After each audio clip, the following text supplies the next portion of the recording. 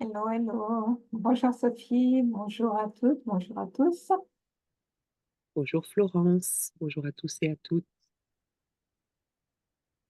Donc, aujourd'hui, nous allons contempler deux clés, la 7, euh, qui va de l'ombre à la guidance et de la guidance à la vertu, ainsi que la 4 qui part de l'intolérance pour aller vers la compréhension, pardon, et le pardon.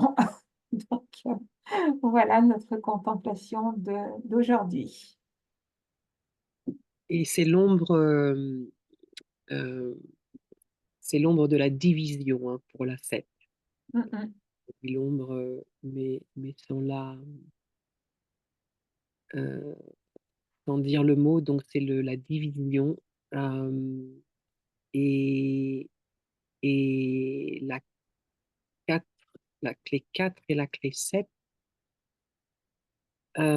font partie du cercle de codon de l'union.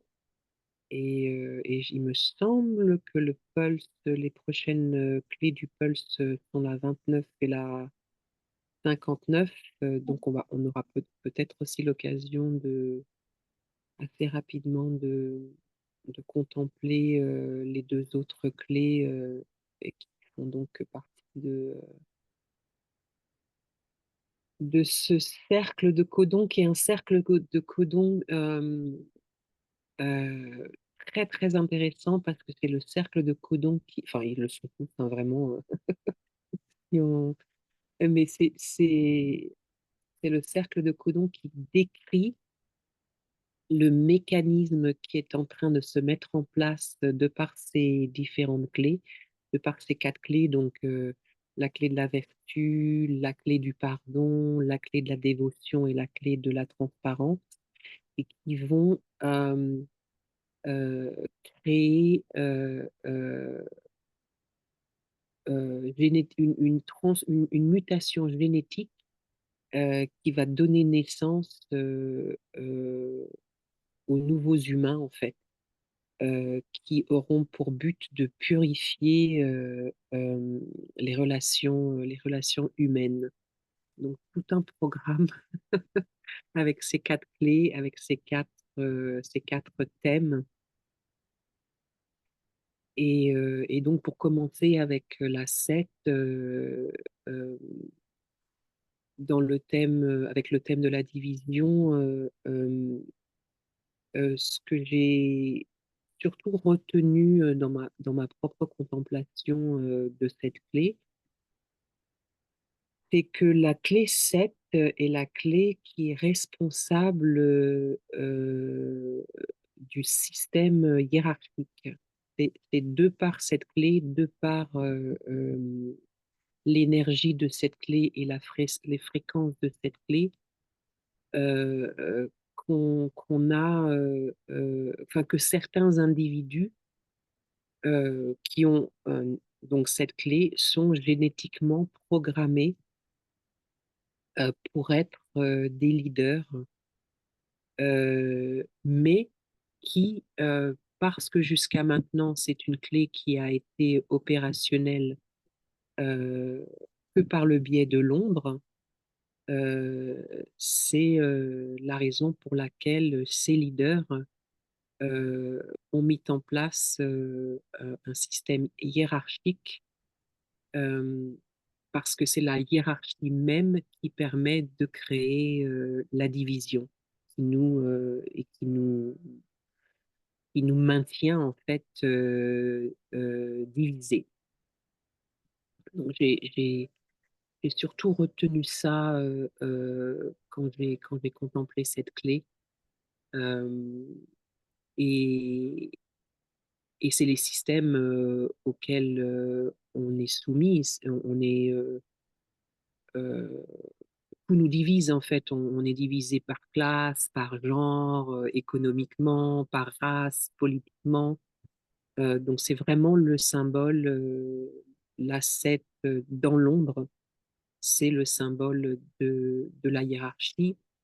Et, et le dilemme de cette clé, le challenge de cette clé, euh, c'est c'est d'arrêter de mettre ses ambitions personnelles, de l'idée avec ses ambitions personnelles, qui est la raison pour laquelle euh, cette clé veut maintenir les gens divisés et veut nous maintenir dans la division parce que c'est une clé qui a, quand elle est dans l'ombre et quand elle opère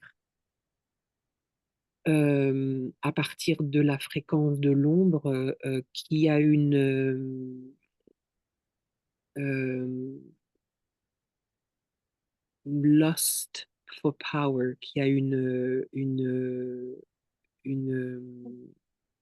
Non. L'os, c'est tout. Perte, une perte. lust, qui est vraiment, c'est le plus important, quoi, Mhm. qui mange, qui vit, qui respire le pouvoir et qui veut absolument être au pouvoir et donc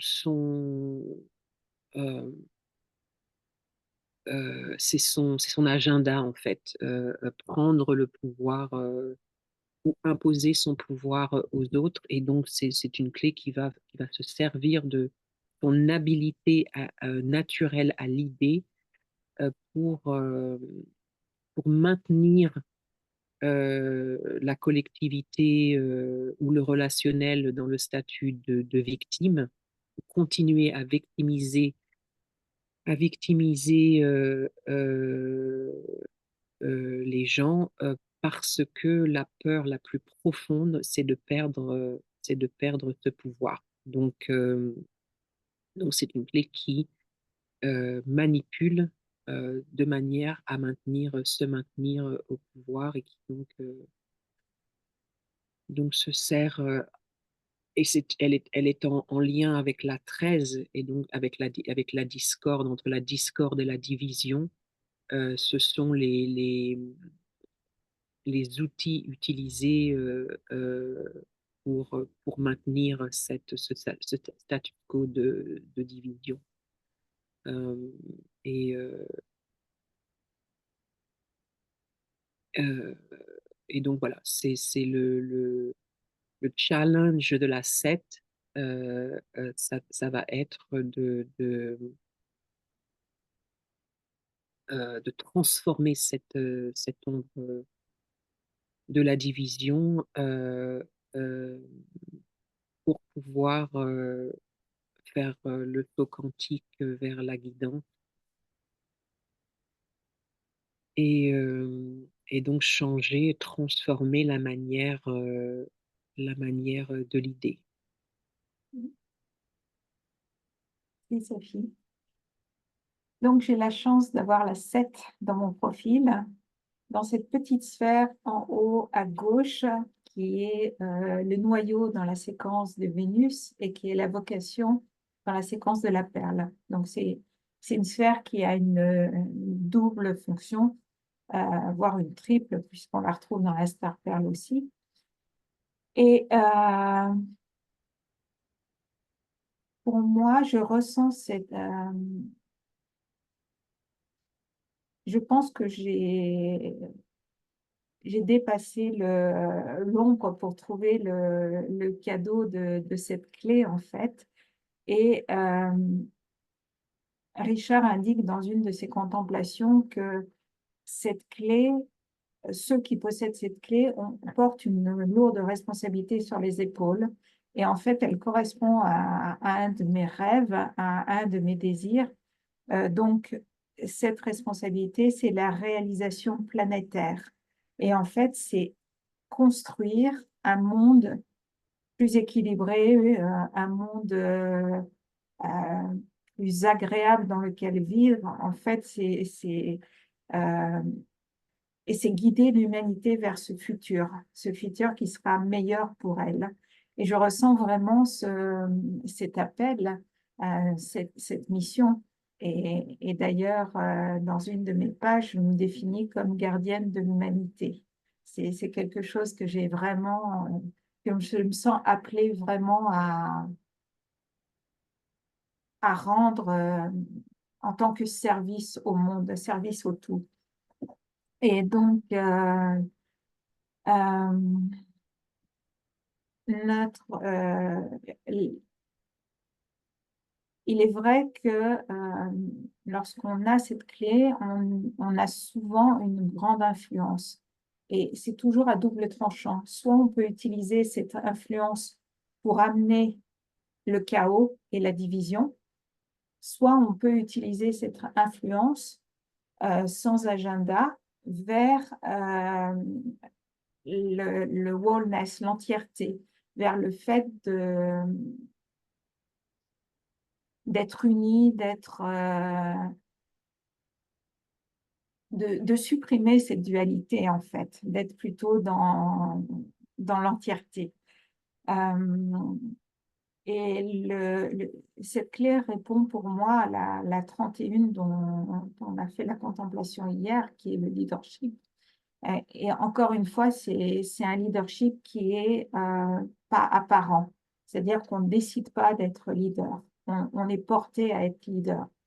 Et ça amène pour moi à la guidance, l'accompagnement. Et en fait, pour moi, je n'accompagne pas les gens, je ne guide pas les gens parce que je le décide, en fait. Je vais guider les gens qui demandent à être guidés. C'est-à-dire que quelque part, il y a une sorte, peut-être l'humilité de la 31 qui est de dire, ben voilà, chacun a son chemin et chacun fait du mieux qu'il peut. Et je ne détiens pas la vérité, donc je ne vais pas dire c'est comme ça et c'est pas autrement. Si on fait les choses, c'est parce qu'il y a une raison plus ou moins cachée derrière. Et pour moi, le but, c'est d'accompagner les gens pour pouvoir leur permettre de révéler leur don caché, de révéler leur essence première, en fait, de les sortir de leur conditionnement. Et souvent, la guidance se fait plus par la présence. En fait, c'est quelque chose qui se passe au niveau de l'aura, et être dans la présence et être beaucoup dans l'écoute. Et nous avions une discussion un peu avant avec Sophie, et on retrouve aussi dans une contemplation de Richard, c'est que souvent, les gens parlent d'eux. Moi, en tant que thérapeute, j'ai souvent eu des personnes qui servaient de moi un peu comme poubelle émotionnelle. En fait, ils déversaient beaucoup de choses pour se libérer. Et le dilemme de cette clé, c'est d'avoir des limites. Et personnellement, j'avoue que j'ai eu, et j'ai encore parfois, des problèmes de limites, de savoir poser des limites saines, de savoir dire non. Euh, et il m'est arrivé justement euh, de vivre des situations où lorsqu'on n'a pas de limites saines, en fait, on est utilisé par d'autres personnes pour leur agenda caché parce que on n'a pas réussi à mettre soi-même ses limites. Et ça m'est arrivé de donner mon pouvoir à d'autres personnes parce que je les mettais sur un piédestal, parce que j'avais une reconnaissance trop importante et j'avais justement le manque de discernement qui est le don du partenaire de programmation de la 7, la 13. Donc, et, et c'est vraiment important de savoir protéger en fait son essence, son aura, en sachant mettre des limites. Donc, voilà un petit peu une première contemplation sur cette clé 7. Merci Florence. Euh, je voulais rebondir justement sur ce que tu as dit sur cette tendance que l'on a parce qu'on est conditionné de cette manière à donner justement son pouvoir aux autres et c'est ce dont se sert la 7 quand elle est dans l'ombre, hein, de nouveau parce que la 7 a à cette... euh, en fait, la 7, elle est marquée, elle est imprimée génétiquement comme étant alpha. Donc, par défaut, on va être attiré par cette habilité qu'a la 7 à l'idée. Et maintenant, ce qui va nous diviser, c'est quand la clé 7 qui donc s'impose comme le leader naturel de par ce code génétique, euh, quand la 7 se sert de cette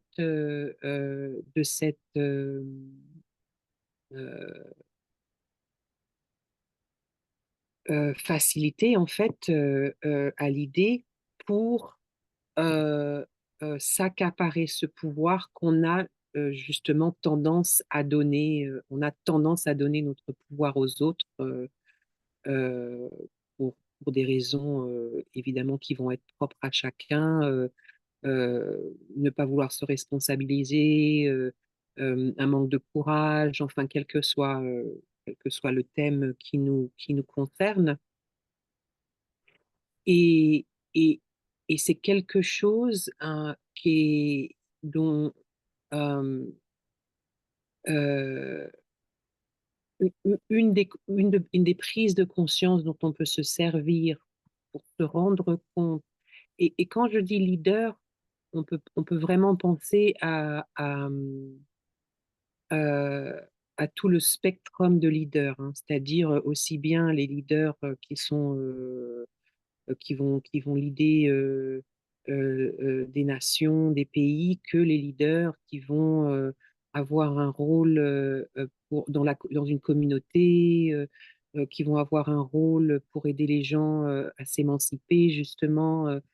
Et une des manières dont on peut reconnaître assez facilement à quel type de leader on a affaire, donc est-ce qu'on a affaire à un leader qui se sert de la division, donc qui se sert de cet outil de l'ombre pour nous emprisonner, donc pour nous maintenir dans un status quo. Et une chose qui me vient à l'esprit, qui est très, très courant dans le monde du développement personnel,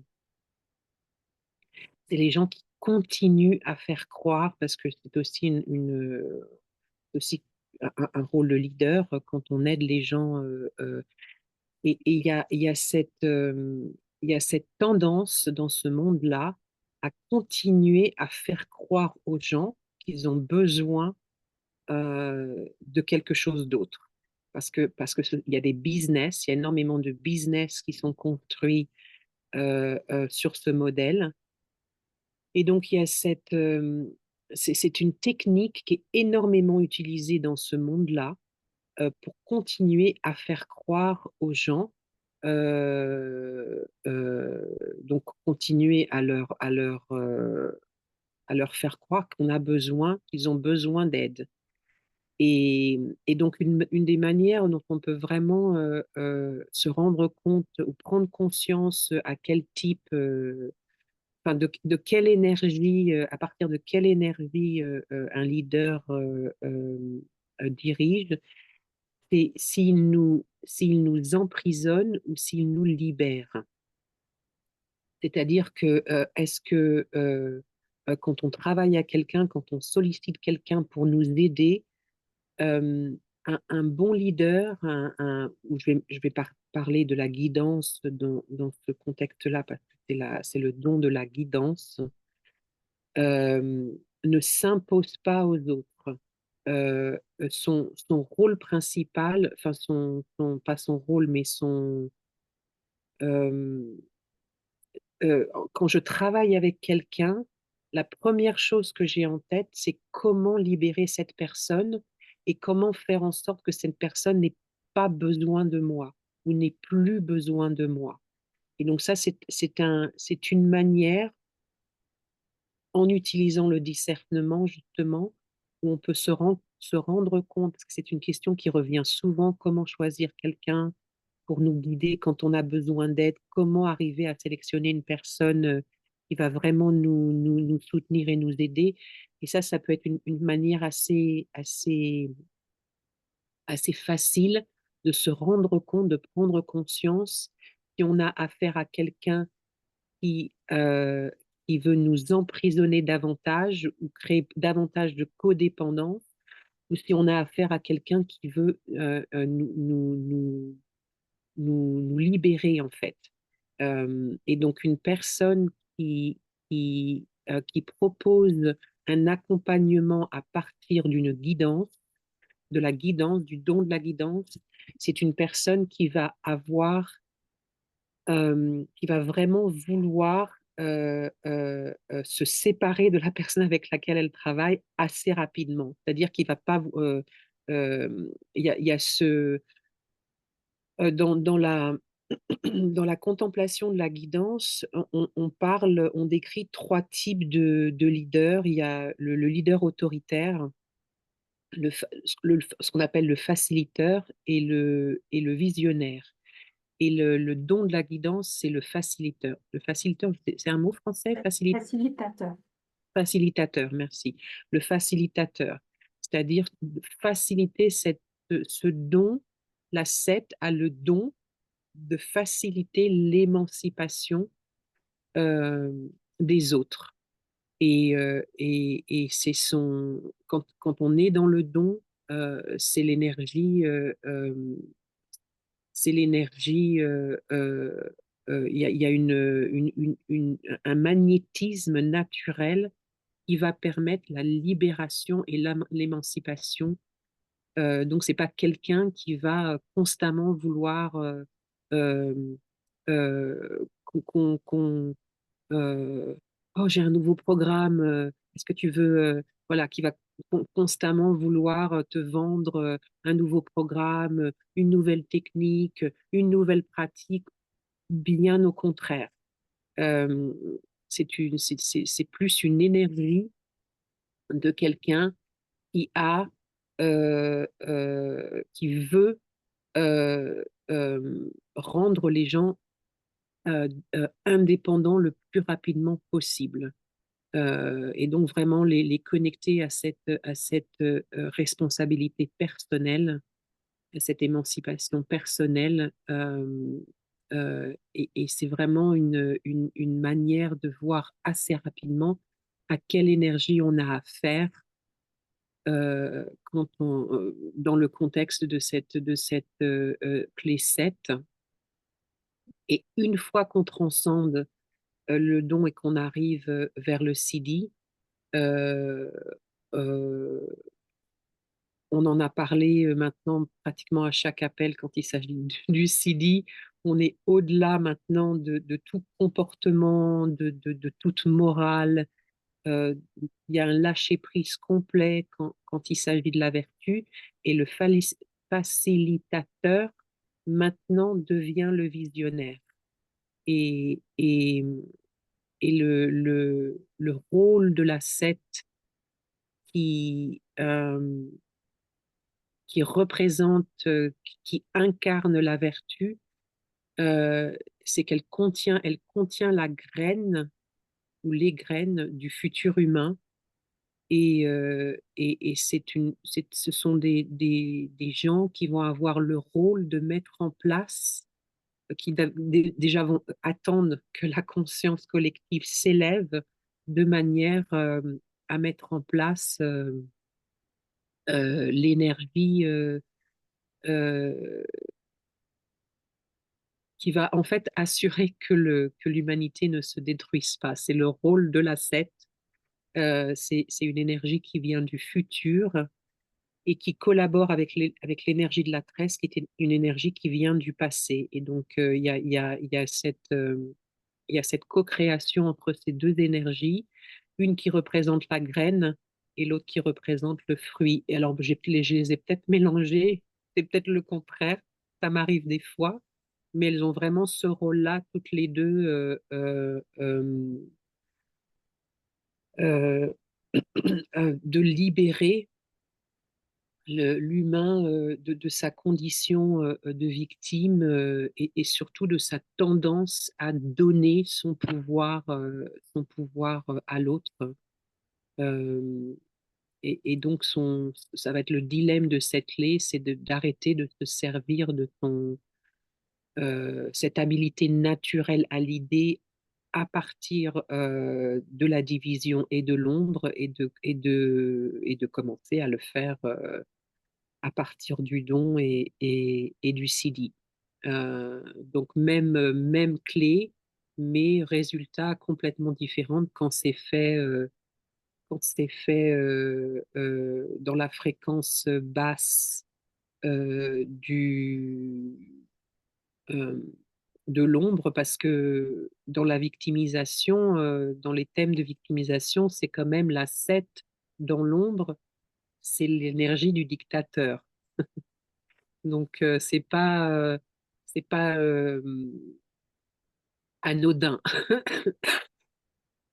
pardon, comme énergie, hein. C'est vraiment c'est vraiment l'énergie du dictateur.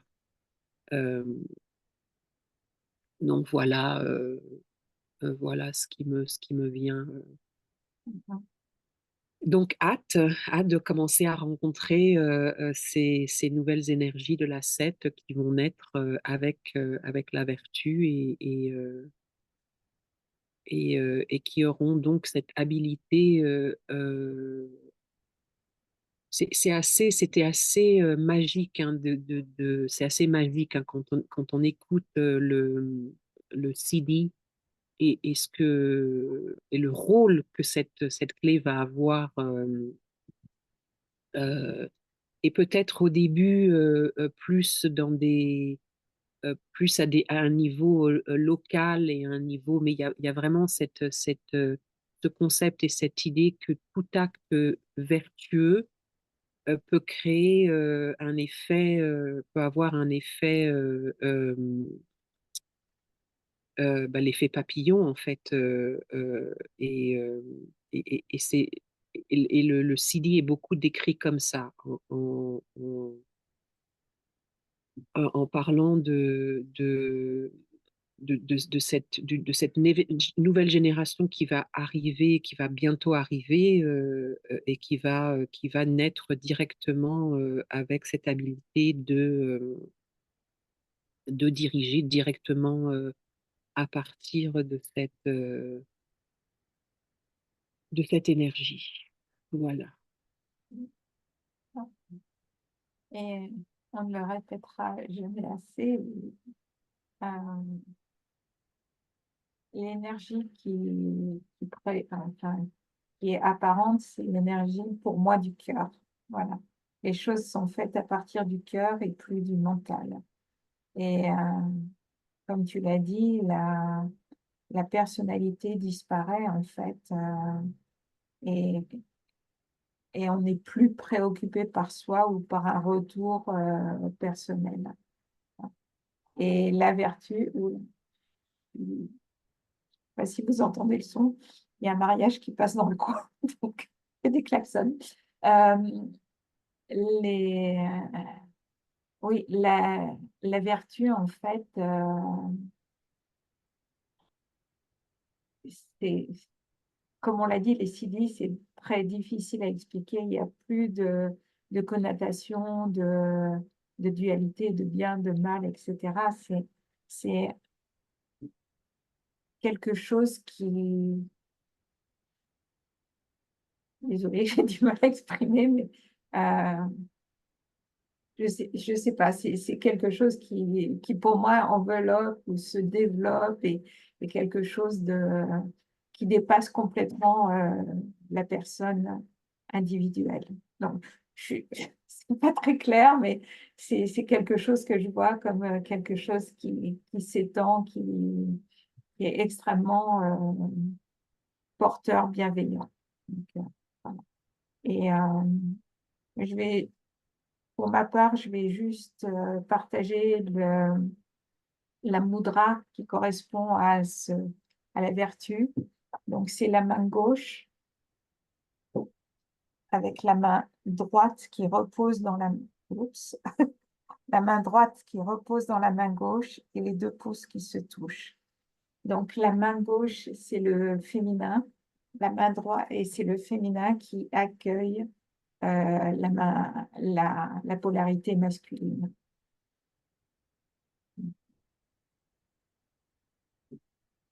Merci Florence. Ouais, c'est toujours intéressant quand on commence à s'aventurer dans les territoires des Sidi parce que euh, par définition, le Sidi transcende l'individu, en fait, l'enveloppe individuelle et c'est l'expression ou la représentation de la conscience pure. Donc c'est toujours un challenge pour moi de,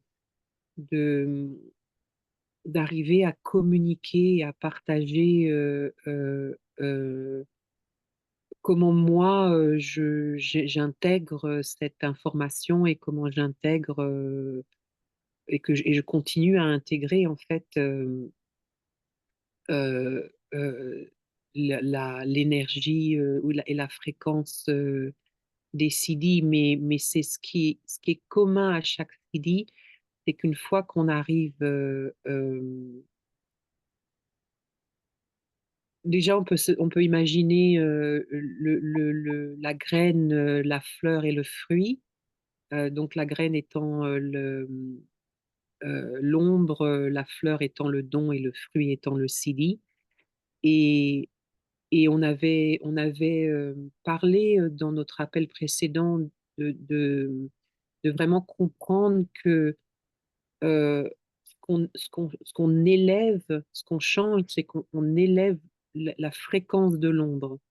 C'est-à-dire que c'est ça qui change, c'est la fréquence de l'ombre change, donc la graine devient le fruit, et, et, et chaque euh, changement représente un saut quantique, en fait. Donc il y a un saut quantique qui s'opère, un saut quantique de conscience qui s'opère entre la graine et la fleur, et qui s'opère à nouveau entre la fleur et le fruit.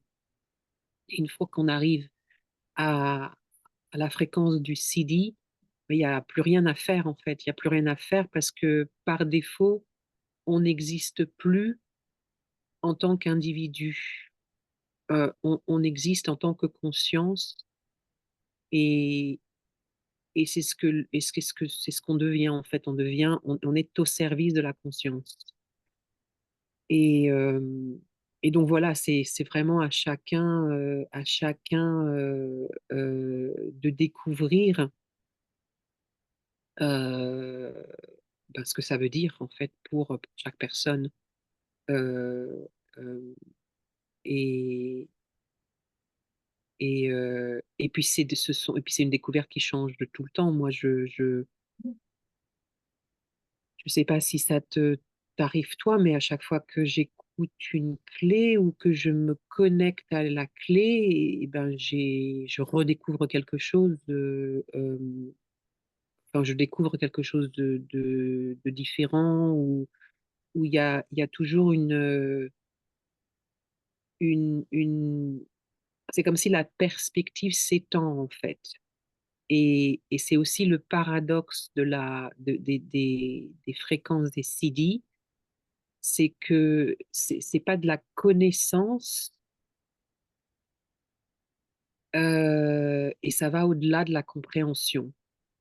Et, et c'est peut-être la 4 maintenant qui m'appelle parce que j'entends compréhension, donc c'est peut-être aussi le virage maintenant vers la 4. Donc la clé 4 qui fait aussi partie de ce cercle de codon de l'union, hein. Donc, de nouveau, ces quatre clés ont un rôle euh, vraiment très important et primordial dans la purification des relations humaines parce que ce sont avant tout, ou c'est avant tout le rôle quelque part des Jinkies, c'est euh, de nous aider, de nous accompagner de manière à ce qu'on euh, euh, relate. J'ai une mouche qui vient. C'est une mouche ou une. J'ai une mouche qui vient de se poser sur Oui, mon dos. Oh, j'ai dit ça. Euh,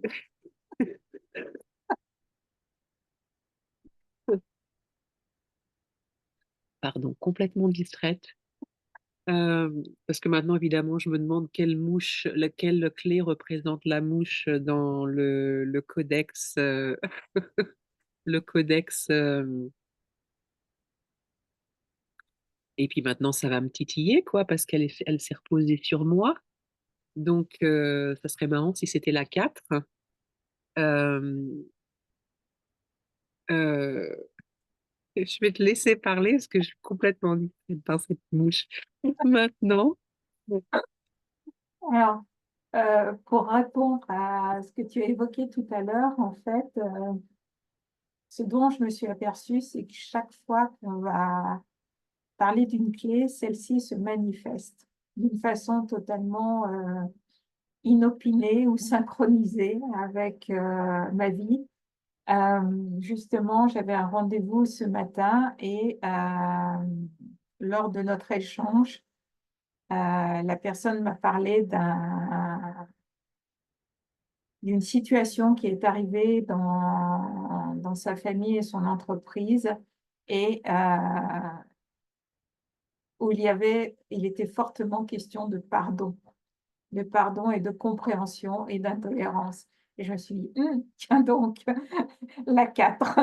Et, euh, euh, et elle m'a fait penser aussi à la 31 qu'on a contemplée hier. Donc, je me suis dit, tiens, et les clés se manifestent au fur et à mesure qu'on prête attention à elles ou elles arrivent dans notre conscience avant qu'on... Je ne sais pas, c'est quelque chose d'assez fascinant et magique. Et donc, comme tu l'as dit, le cercle de codon de l'union est lié à tout ce qui est relation entre les humains. Donc, et là, aujourd'hui, donc, on a 2 clés sur 4 qu'on contemple ensemble. Et en fait, cette clé d'intolérance, enfin, cette ombre d'intolérance est souvent provoquée par différentes choses dans lesquelles on baigne, qui sont le jugement, qui sont la comparaison, qui sont la dualité. C'est bien, euh, c'est mauvais, c'est juste, c'est faux. Voilà, on est toujours euh, oui, dans de la dualité en fait. Et ça provoque de l'intolérance. Et en fait, euh, on se rend compte que souvent on est intolérant. Non seulement vis-à-vis des autres, mais vis-à-vis de soi-même aussi. Donc, et le dilemme de cette clé, ce sont les raisons. En fait, cette clé, elle a besoin de savoir le pourquoi des choses. Et j'ai une de mes amies qui est spécialiste, qui n'arrête pas de me poser des questions. Florence, j'aimerais savoir pourquoi, qu'est-ce que tu en penses, pourquoi, etc. Et je lui dis, et si tu acceptais que les choses soit comme ça, que tu n'aies pas à en connaître les raisons. Peut-être qu'on les connaîtra après notre disparition physique, je n'en sais rien. Et en fait, depuis, c'est marrant, j'ai une mouche aussi qui passe devant moi. Il va falloir qu'on aille regarder à quoi elle correspond, à quelle clé elle correspond. Oui, donc, et pour ma part, depuis que je lâche de plus en plus, euh, en fait, ça me fait penser à la 35, à la fin, le besoin de savoir, etc. Euh, Depuis que je lâche de plus en plus et que je me dis, j'ai pas besoin de savoir pourquoi, en fait, bah, des fois, c'est quoi. Et ça apporte beaucoup d'apaisement, beaucoup de sérénité, beaucoup de calme. Ça repose l'esprit que de chercher toujours le pourquoi des choses. Parfois, les choses peuvent arriver sans raison. Donc, donc voilà. Donc, euh, Et cette clé que je ne possède pas, mais que j'ai contemplé un petit peu, il y a une intolérance au silence, il y a une intolérance à la vérité. C'est justement ce que me partageait cette personne. Elle me parlait de beaucoup de mensonges, etc., de déni, en fait. Et puis surtout, la résistance, l'intolérance à l'inconfort. Le besoin d'être toujours dans sa zone de confort, le besoin d'être toujours euh, confortable même dans l'inconfort, quelque part. Donc, il y a quelque chose que j'ai noté qui m'a semblé intéressant pour voir comment les clés fonctionnent avec leurs partenaires de programmation. Donc, la partenaire de programmation de la clé 4 est la clé 49 et l'intolérance l'intolérance, pardon, provoque des réaction qui est l'ombre de la 49. Et il y a une révolution donc la révolution, c'est le don de la 49 qui est apporté par la compréhension qui est le don de la 4. Et ensuite, il y a une renaissance qui est le CD de la 49 à travers le pardon. Et qui est donc le CD de la 4. Et je vais parler aussi un petit peu du pardon. C'est peut-être un peu beaucoup, mais après, je te laisse la parole. Euh, pour moi, le pardon n'est pas quelque chose qui se décide. J'avais des clients qui m'avaient demandé mais comment je peux faire pour pardonner, etc. Et de par mon expérience, qui n'est que mon expérience, en fait, le pardon n'est pas quelque chose qu'on décide, c'est quelque chose qui se produit lorsqu'on lâche prise, en fait. Et alors, il y a certaines techniques comme le Ho'oponopono, etc. Euh, Moi, j'ai tendance à donner à mes clients une prière de libération que je trouve très intéressante et que je vais vous livrer. Après, vous en ferez ce que vous voulez. C'est si quelqu'un ou quelque chose m'a blessé dans le passé, consciemment ou inconsciemment, je pardonne et je libère.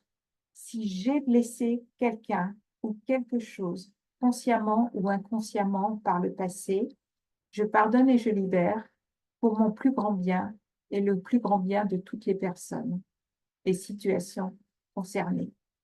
Voilà. Donc, c'est quelque chose parce que quelquefois, on peut blesser de façon inconsciente par quelque chose que l'on a dit ou fait, ou on a pu être blessé sans en avoir conscience aussi par une situation ou par une personne. Euh, donc voilà, moi j'aime beaucoup cette prière euh, qui n'a pas besoin d'aller chercher la raison de, de ce besoin de pardon. Et pour moi, le pardon, c'est se libérer en fait. C'est pas forcément pardonner à l'autre ou se pardonner, mais en fait, c'est c'est savoir aussi se pardonner et accepter que la situation qui a créé l'inconfort s'est passée, mais s'en détacher. C'est-à-dire, c'est ne plus porter cette croix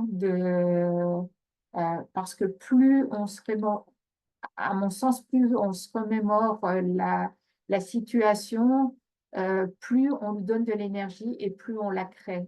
En fait, pour moi, euh, j'avais entendu quelqu'un qui disait ça, c'est comme si quelqu'un me fait une blessure, me coupe le bras, et qu'au lieu de nettoyer et de penser, je mets du sel et je dis, regardez comme ça suppure, etc. Et en fait, je continue à créer cette blessure.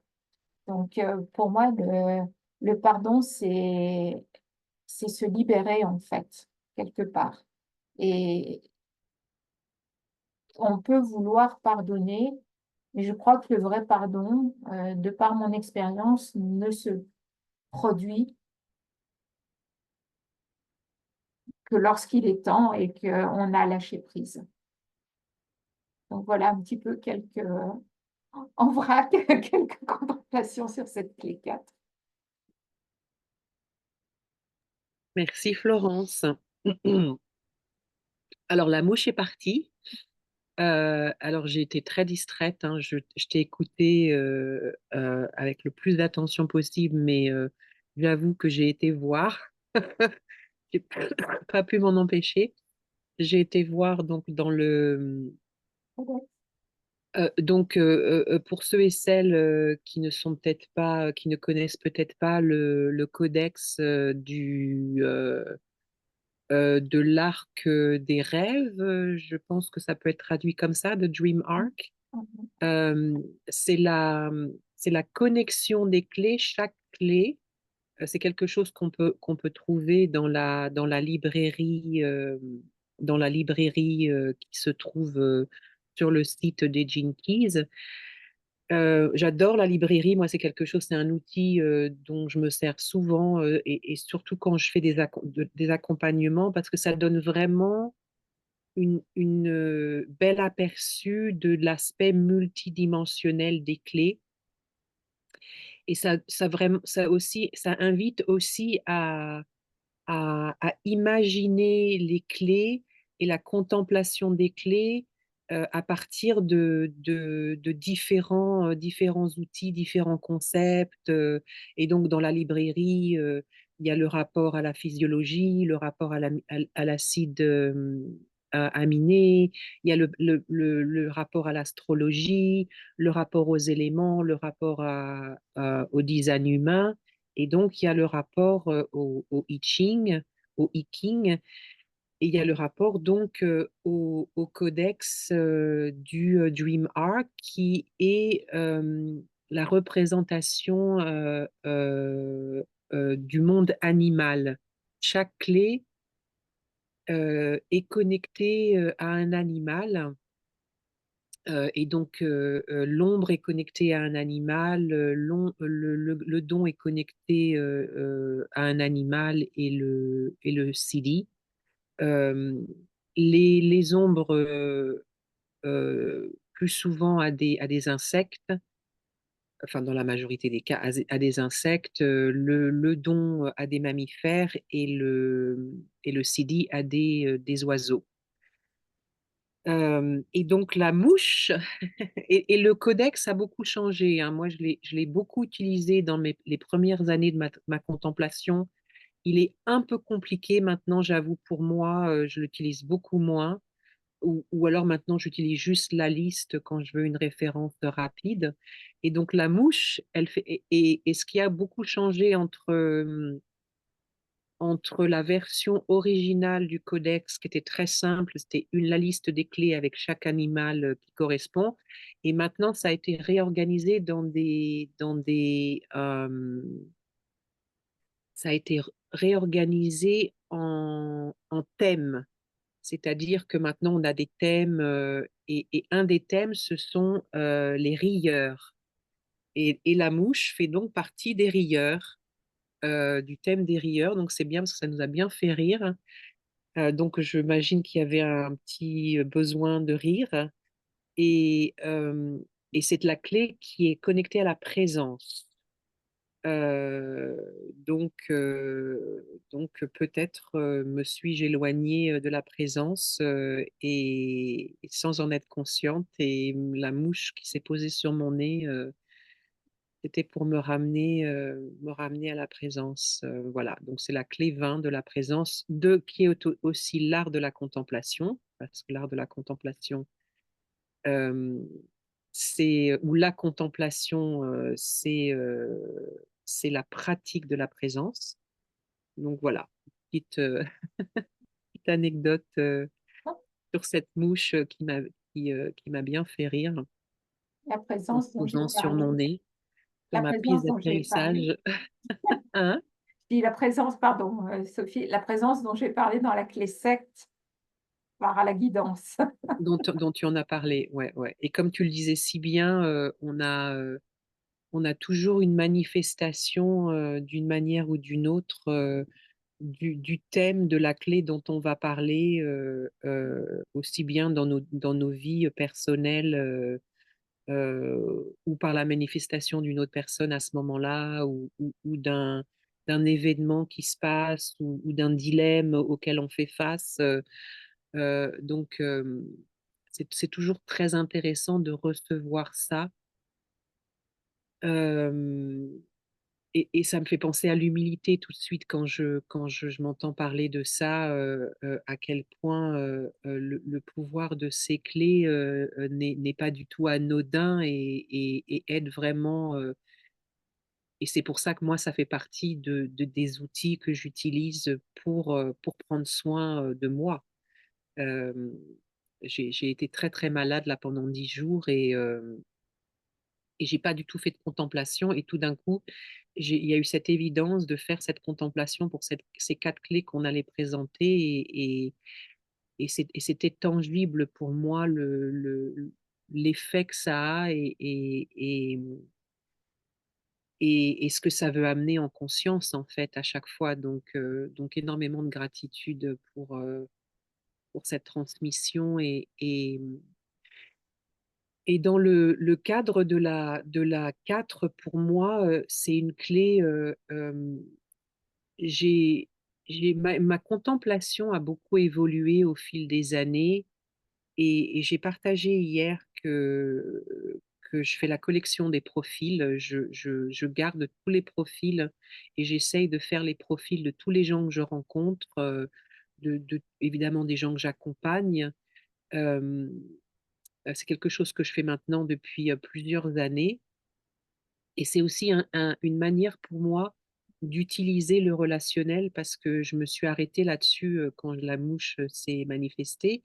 Mais les clés, le rôle des clés, c'est avant tout de nous aider en tant qu'humains, parce que c'est notre plus gros challenge, c'est le relationnel et comment on est en relation avec les autres.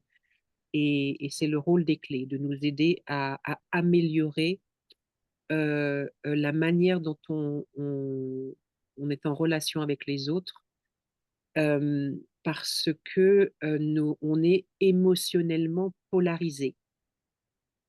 Ça fait partie de notre chemin humain et c'est aussi le thème de la 4.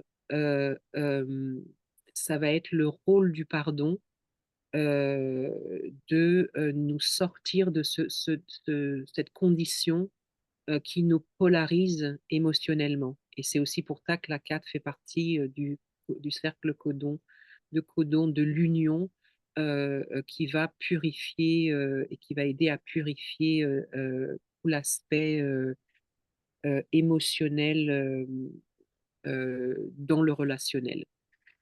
Et, euh, et donc, pour moi, la clé, c'est avant tout une clé que j'ai appris à connaître et que j'ai appris à comprendre par le biais d'une personne qui m'est très proche, qui a cette clé 3 fois dans son profil. Euh, c'est assez rare. J'ai jusqu'à maintenant euh, euh, euh, pas souvent, je pense que j'ai sur tous les profils, je dois avoir une centaine de profils maintenant. Je crois que j'ai 2 personnes sur son profil qui ont une clé. 2 fois, c'est assez courant, mais 3 fois, ça l'est peu. Et surtout, la clé se trouve dans chaque séquence. Donc, dans la séquence d'activation, qui représente ce qu'on est venu faire et ce qu'on est venu être. La séquence de la Vénus, qui est vraiment là liée au relationnel et à l'émotionnel. Et la séquence de la perle, qui représente plus notre prospérité ou ce qu'on est venu faire plus au niveau collectif. Euh, euh, donc avoir cette clé, avoir une personne qui a cette clé dans les 3 séquences, c'est vraiment l'opportunité de voir comment cette clé se manifeste euh, dans, le- dans le biais, sous le biais des trois thèmes en fait principaux de notre profil hologénétique. Et comme tu l'as si bien dit, le dilemme de cette clé, c'est qu'elle projette constamment. Déjà, c'est une clé très cérébrale, une clé très mentale dans l'intolérance. L'intolérance, c'est avant tout une ombre mentale et c'est une ombre qui est provoquée par la projection des émotions, de nos émotions sur les autres. Et donc, c'est une clé qui va avoir, quand elle opère de l'ombre, euh, qui va avoir tendance à projeter ses émotions sur les autres et, euh, et qui veut constamment connaître les raisons pour lesquelles euh, elle réagit. Euh, mais qui se demande pas qui se pose pas cette question euh, personnellement, qui va poser la question aux autres. Et donc parce qu'elle est liée, comme tu l'as dit, à la 49, à la clé de la réaction. Et donc il y a cet échange constant. Euh, L'intolérance fait réagir et la réaction est projetée sur autrui en fait euh, et c'est une clé qui quand elle est dans l'ombre qui insiste constamment sur la logique et qui veut absolument arriver à comprendre de manière intellectuelle et logique ce qui se passe. Et ça va être le dilemme de cette clé, de vouloir constamment acquérir des connaissances pour essayer d'arriver euh,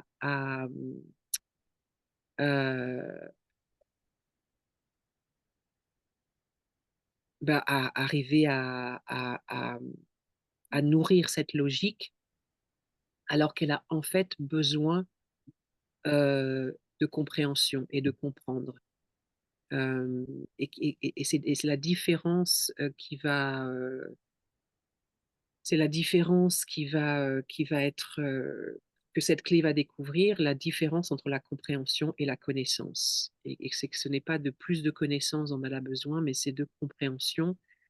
Et, et c'est pour ça que quand elle est dans la victimisation, quand la 4 est dans la victimisation, c'est une clé qui chipote sur tout et tatillonne et qui chipote. Et c'est une manière de vraiment prendre conscience qu'on a affaire à l'ombre, qu'on a affaire à l'énergie de l'ombre.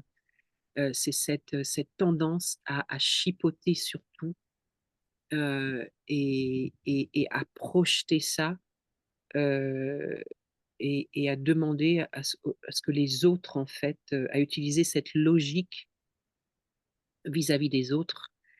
Et, euh, et,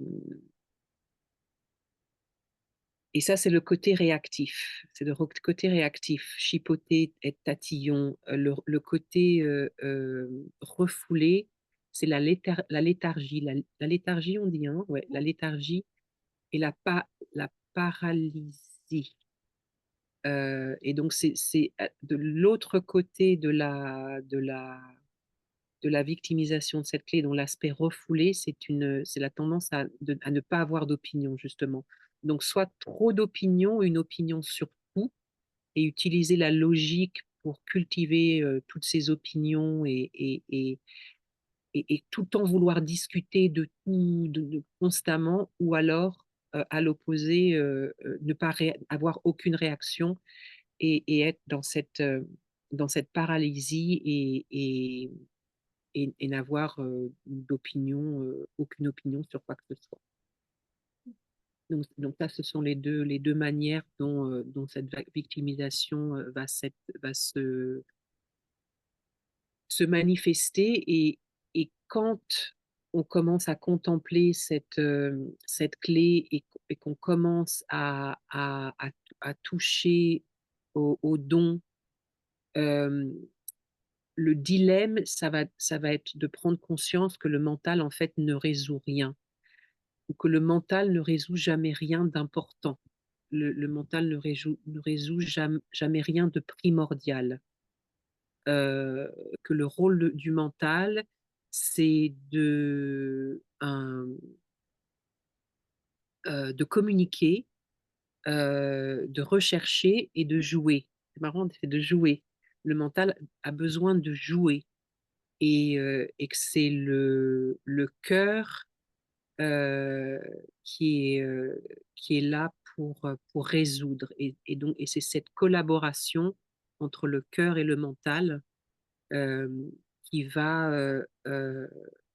peu à peu amener cette compréhension et qui va permettre d'améliorer une amélioration euh, euh, et la connexion à ce don, parce que la 4 elle a le don de savoir résoudre les problèmes.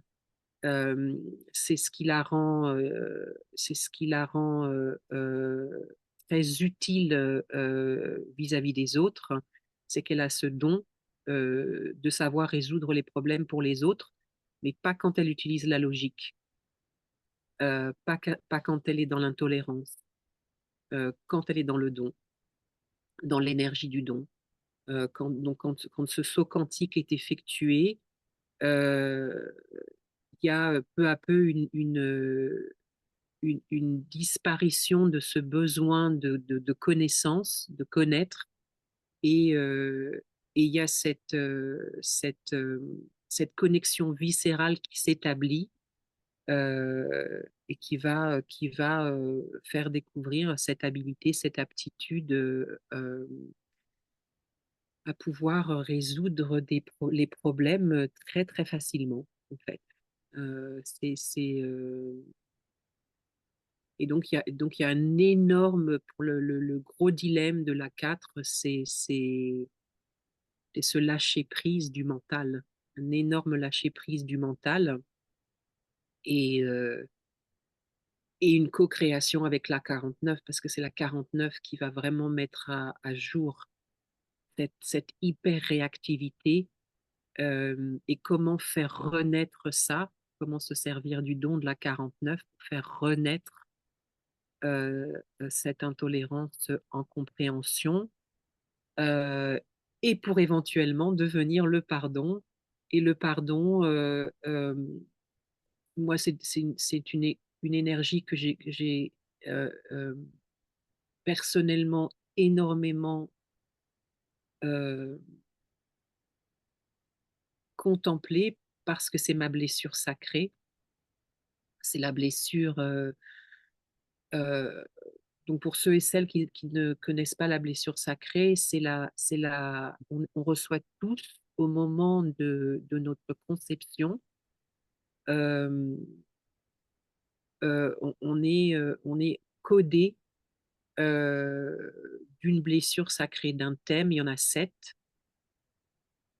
ou six peut-être, ouais.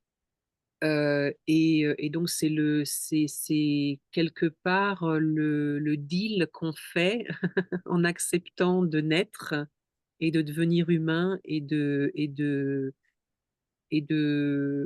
vivre cette aventure humaine, c'est qu'on reçoit tous une blessure sacrée, et le challenge qu'on va accepter dans notre incarnation, c'est l'intégration de cette blessure sacrée. Donc dans mon cas, c'est la culpabilité, c'est la blessure sacrée numéro 5, qui est connectée à la ligne numéro 5. Et, et on est codé avec une blessure sacrée pour devenir les muses de l'antidote, qui est donc dans le cas de la culpabilité, c'est le pardon. Et, et donc la prise de conscience qui s'est passée pour moi, personnellement, c'était que la culpabilité était présente tout le temps dans ma vie. Par défaut, la première réaction que je vais avoir émotionnelle, c'est de me sentir coupable parce que mon rôle et ma responsabilité, c'est d'être la fréquence du pardon, c'est être la muse du pardon et de éventuellement avoir et comme tu le dis, c'est pas quelque chose qu'on provoque, c'est quelque chose qu'on incarne et qu'on intègre. Alors au début, c'est une pratique, hein. Au début, c'est quelque chose que j'ai mis en pratique. Euh, je me suis servi, moi, de Non, non, l'Ho'oponopono, c'est pas nous. Ho'oponopono, donc la prière hawaïenne, quelque chose qui m'a beaucoup aidé. Et, euh, et donc, le pardon représente la manifestation de la dette karmique que l'on a tous, euh, et que on est là pour transcender. Il y a une dette karmique et chaque blessure représente un thème de cette dette karmique, de ce karma qu'on- dont on a tous l'héritage et que on est, pour certains d'entre nous, amenés dans cette vie ou dans une autre à transcender.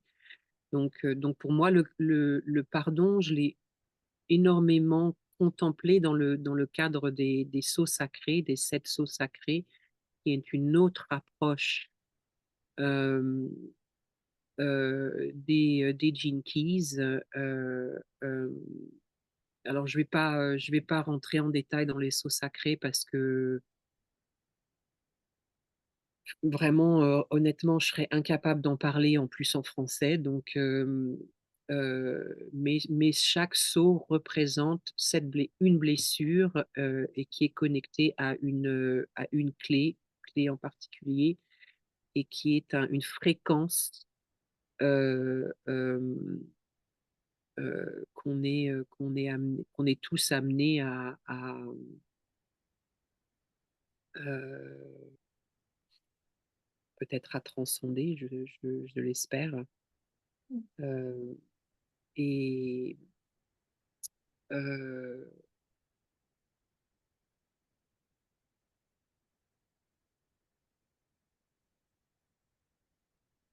et donc, et tout ça pour dire que quand on arrive dans le CD, quand on arrive dans le pardon, euh, euh, justement, il n'y a plus besoin de connaissances, car il y a une mutation interne qui se produit.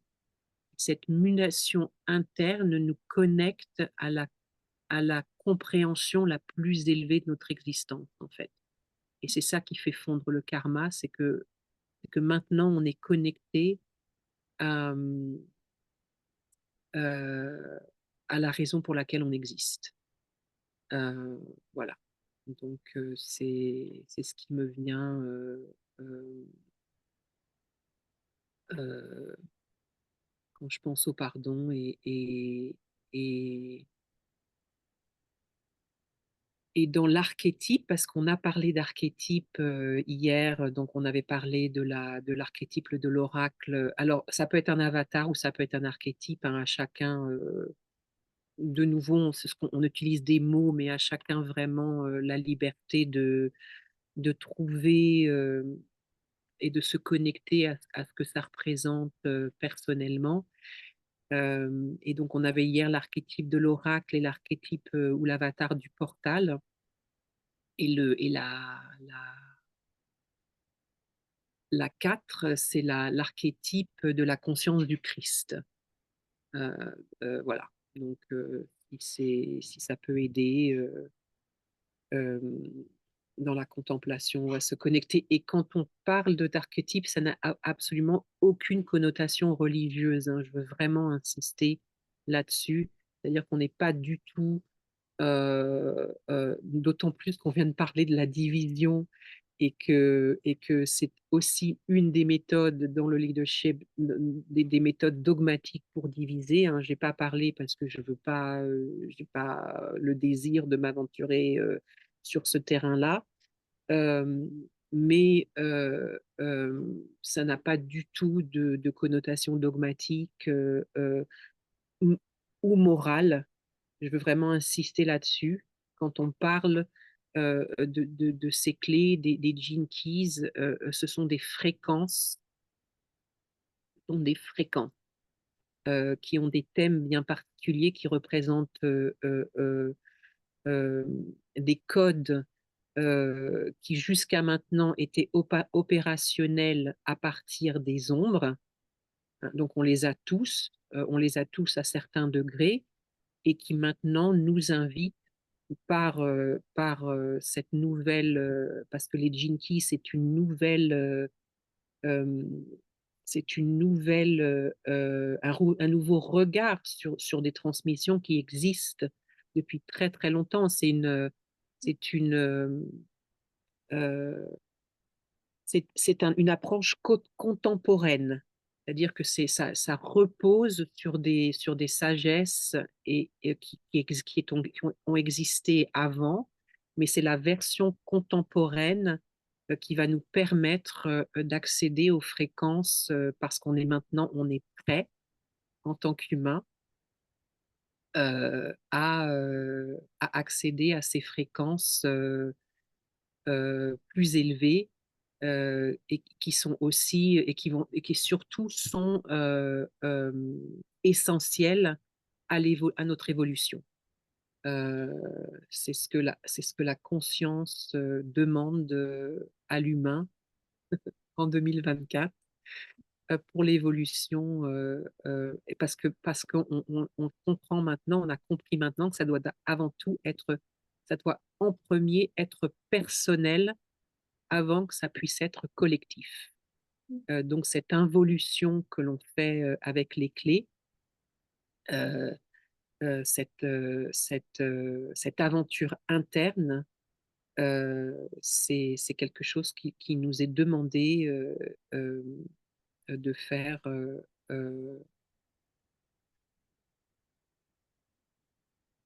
euh, avec cette transmission. Voilà, je ne sais pas où j'allais là, mais je pense que j'ai dû aller arriver au bout, donc je vais m'arrêter là et merci encore à tous et à toutes pour votre écoute. Euh, et j'espère que vous avez, euh, vous découvrez, euh, voilà, j'espère que nos contemplations, nos partages provoquent des épiphanies, des percées intuitives, des perceptions intuitives, et n'hésitez pas surtout, si vous le souhaitez, à partager ce qui se passe de votre côté.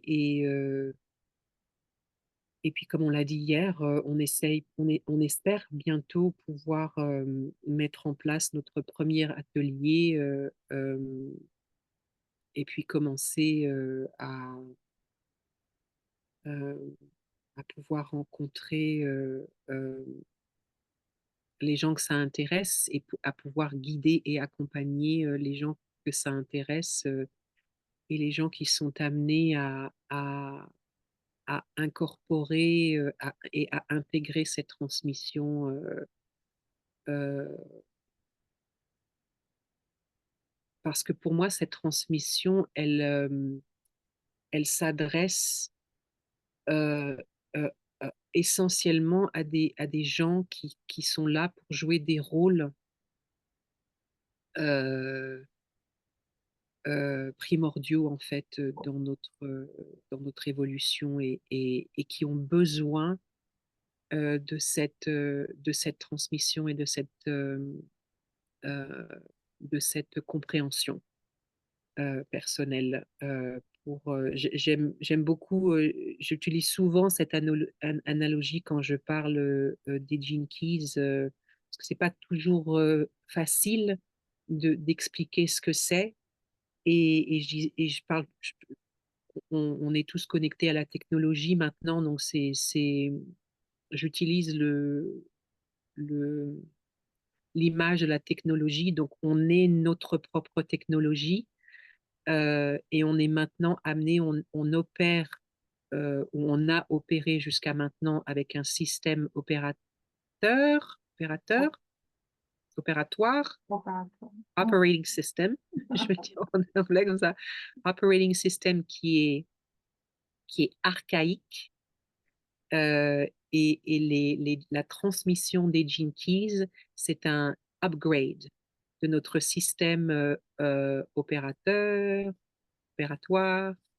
operating system. Donc c'est une manière d'upgrader notre propre système parce que nous, on représente la technologie la plus importante du futur, c'est la nôtre.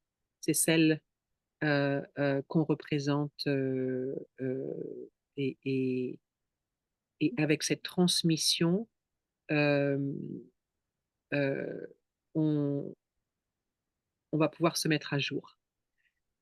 On va pouvoir se mettre à jour et devenir les êtres cohérents qu'on a besoin d'être euh, pour, euh, pour faire face à ce dont on a besoin de faire face, pour construire le futur qu'on veut construire, qu'on va être amené à construire. Voilà, donc c'est une idée, c'est une approche, et on peut imaginer ça ensemble. Et donc voilà, moi j'ai hâte de rencontrer les gens que ça intéresse et les gens qui sont connectés à ça aussi, qui sont connectés à cette vérité et à cette compréhension. Il y en a beaucoup.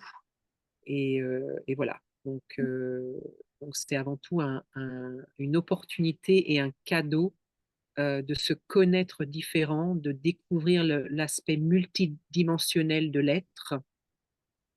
Euh, et, euh, et vraiment, moi, je kiffe. Donc voilà. J'espère que vous aussi. Et merci encore à tous et à toutes pour votre écoute. Et merci à toi, Florence. Merci Sophie.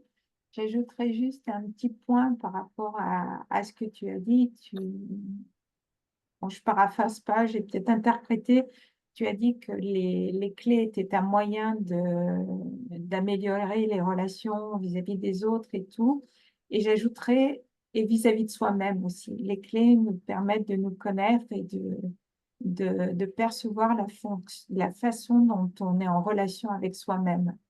Donc, et pour faire écho à la discussion que j'avais ce matin, euh,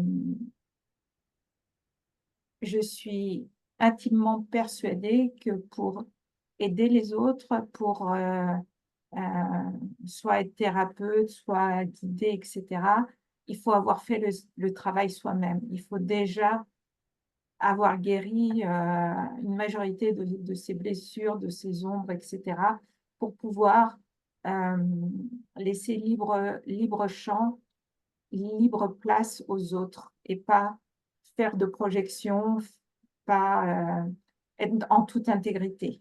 Euh, c'est peut-être pas encore très clair ce que je dis, mais c'est vraiment quelque chose que je ressens.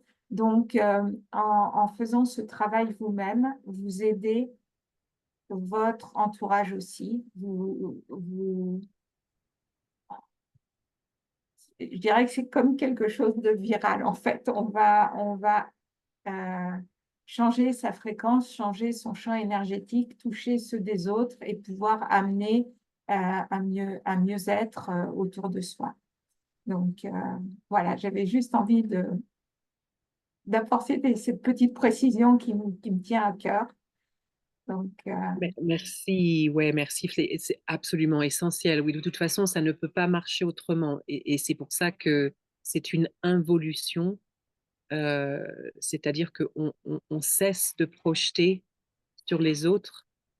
Euh, euh, Ça devient automatique. C'est automatique. On revient automatiquement toujours à soi-même parce qu'on sait que c'est la source et que c'est d'abord ça qu'il faut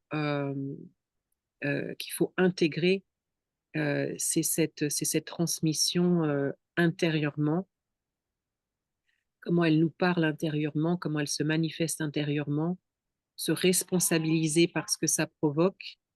Euh, et c'est aussi le challenge, c'est aussi ce qui se passe souvent dans ces milieux spirituels et de développement personnel, c'est qu'on a tellement hâte d'aller aider les autres, qu'on a tellement hâte de vouloir partager ce qu'on apprend ou ce qu'on comprend, qu'on oublie et que souvent on se précipite un peu trop rapidement euh, et que c'est une transmission qui doit en premier lieu être intégrée. Et intégrée, ça veut dire être incorporée. Elle doit être digérée intérieurement euh, parce que c'est pas quelque chose d'intellectuel. Euh, euh, le garder, on commence intellectuellement avec l'art de la contemplation parce que dans notre incarnation, c'est la dernière phase. On s'incarne physiquement, émotionnellement et mentalement. Donc quand on fait le chemin, on le fait à l'envers. C'est-à-dire qu'on commence avec ce qui a le plus en surface, donc, c'est la sphère intellectuelle, la sphère mentale. C'est celle qui est le plus accessible parce que c'est aussi celle qui fait le plus de bruit. on va être, on va être honnête. C'est celle qui est le plus évidente. Donc, on fait le chemin à l'envers. Donc, c'est pour ça qu'on fait d'abord une contemplation mentale. On déconstruit toutes les fondations, les mentales que l'on a, les attaches, etc., les schémas, les habitudes. Ensuite, on va dans l'émotionnel. Donc, on commence à approfondir notre compréhension. Et c'est aussi la sphère la plus... On commence à vraiment toucher à la souffrance quand on commence à rentrer dans l'émotionnel. Et, et on finit par le physique. Alors, c'est idéalement comment on le fait, mais ça peut aussi se passer, on peut aussi faire les trois en même temps.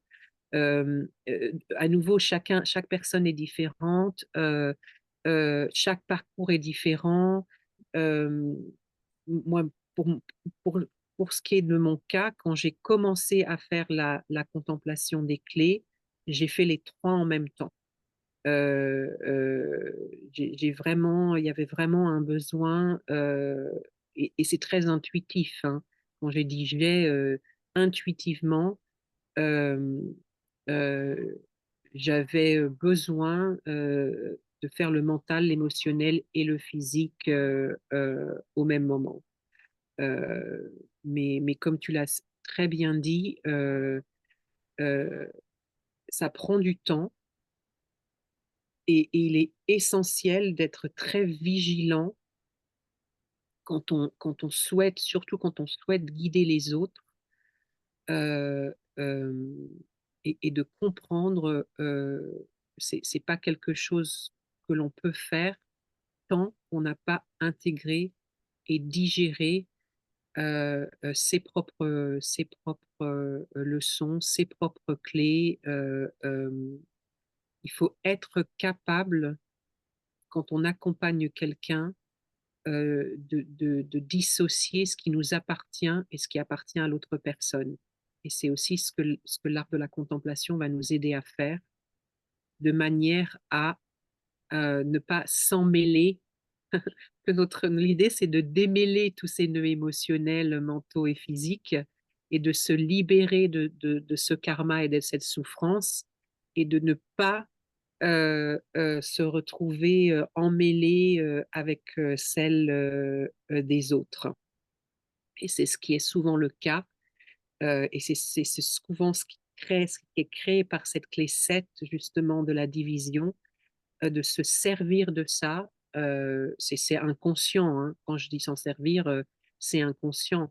Et c'est ça qui va créer la codépendance et c'est ça qui va créer l'attachement.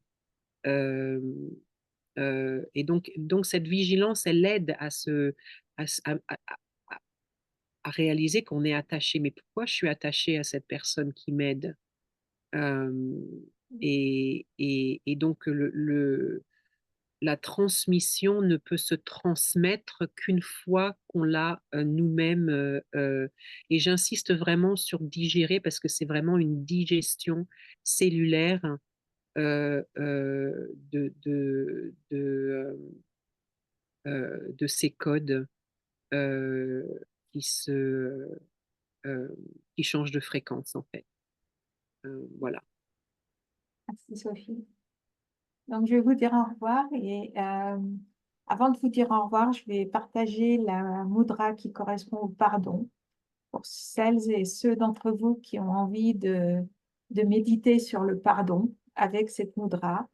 Donc, vous prenez votre main droite que vous allez poser sur votre cœur avec le pouce au niveau du sternum et dessus, vous allez poser excusez-moi, la main droite et voilà, comme ça. En fait, comme les ailes d'un ange, et les pouces vont se toucher dos à dos et vont être positionnés au niveau du sternum. En fait, ça fait comme les ailes d'une colombe ou les ailes d'un ange. Et ça, c'est la mudra qui correspond au pardon. Donc voilà. Je vous remercie de nous avoir écoutés jusque-là. Je te remercie, Sophie, pour tes partages et je vous dis à très bientôt. Prenez soin de vous et merci encore.